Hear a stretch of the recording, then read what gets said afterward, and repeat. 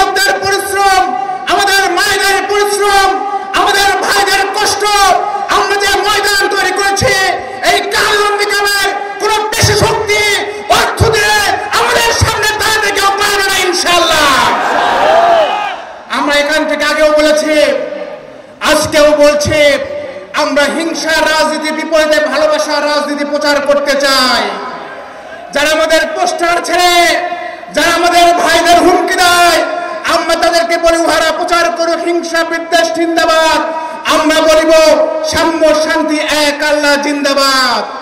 কিন্তু মনে রাখবেন, আপনাদের হুমকি আর পেশি শক্তি দিয়ে আমার জনশক্তিদের কালবন্দী গ্রামবাসীকে বন্ধ করা যাবে না। অতীতের অনেক স্বৈরাচারকে আমরা মোকাবিলা করেছি, আগামী দিনে সকল শক্তিকে মোকাবিলা করে আমরা বিজয়ী হব ইনশাআল্লাহ। প্রিয় কালবন্দী গ্রামবাসী, আজকের এই কালবন্দী গ্রামের আমাদের সবচেয়ে কষ্টের জায়গা হলো আমাদের রাস্তাঘাটগুলো খুবই বহাল দশা রয়েছে। আমি যখন গ্রামগুলোতে যাই, মায়েরা আমারে বলে, বাবারে তোমার কাছে আমরা কিছুই চাই না, খালি আমাদের একটা রাস্তা করে দাও। আল্লাহ চাইতো এই কালবন্দী গ্রামের উন্নয়নের জন্য সারা বাংলাদেশের মডেল হিসেবে তৈরি করবো ইনশাআল্লাহ। সম্মানিত উপস্থিতি, আমাদের এটি কৃষি এলাকা, কিন্তু দুঃখজনক হলেও সত্য, আজকে আমাদের কৃষকরা বিভিন্ন কারণে শাসিত হচ্ছে। তাদের সারগুলোতে সিন্ডিকেট হাতে আটকে যাচ্ছে বারবার।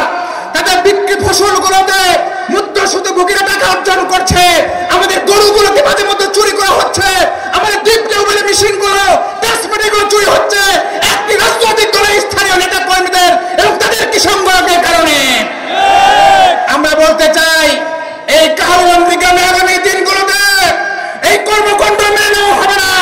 আজকে শিক্ষা প্রতিষ্ঠানগুলোতে যে নৈরাজ্য চলছে, সভাপতি নাম দিয়ে, সদস্য পদ নাম দিয়ে প্রতিষ্ঠানগুলো দখল করে এই নৈরাজ্য আর চলতে পারে না।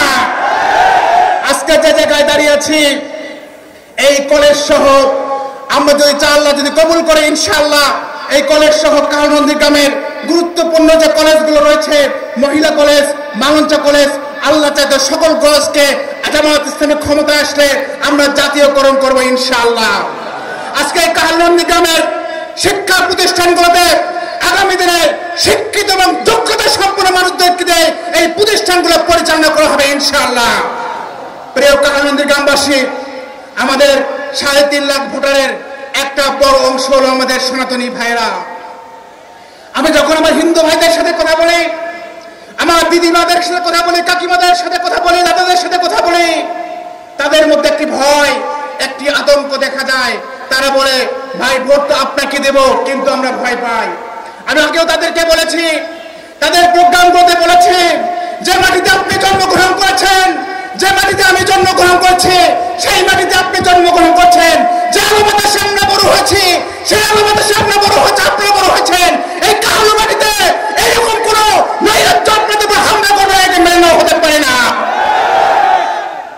আমরা আমাদের সনাতনী ভাইদের উদ্দেশ্যে বলতে চাই, 14 মাস আগে বাংলাদেশে অভ্যুত্থানের সময় যখন একটি রাজনৈতিক দল আপনাদের উপাসনালয় এবং অর্থ সম্পদে হামলা করার চেষ্টা করেছিল, আমরা একসাথে ঐক্যবদ্ধ হয়ে আপনাদের পাহাড়ে দিয়েছিলাম। আগামী দিনে আপনাদেরকে সামনে এই কালবন্দী গ্রামে আমরা করবো ইনশাআল্লাহ। সম্মানিত মা এবং বোনেরা, আমার এই কালবন্দী গ্রামের জনগোষ্ঠীর প্রায় 50% আমার মা এবং বোনেরা, কিন্তু এই বাংলাদেশে আমাদের বারবার নারীর অধিকার, নারীর ক্ষমতা নিয়ে কথা বলা হলেও আমাদের মা এবং বোনদের মৌলিক অধিকার কিন্তু বাস্তবায়ন হচ্ছে না। আল্লাহ চাইতো শুধু কালবন্দী গ্রাম নয়, জামায়াত ইসলামী ক্ষমতায় এসে আমির জামাত বলেছেন সারা বাংলাদেশে আমাদের মায়েদের অধিকারগুলো আমরা ফিরিয়ে দেবো ইনশাআল্লাহ। সম্মানিত ভাইরা, আমাদের কালবন্দী গ্রাম কৃষি এলাকা, আমাদের সবচেয়ে বড় সমস্যা আমাদের কর্মসংস্থান। আমাদের অনেক সম্ভাবনা রয়েছে।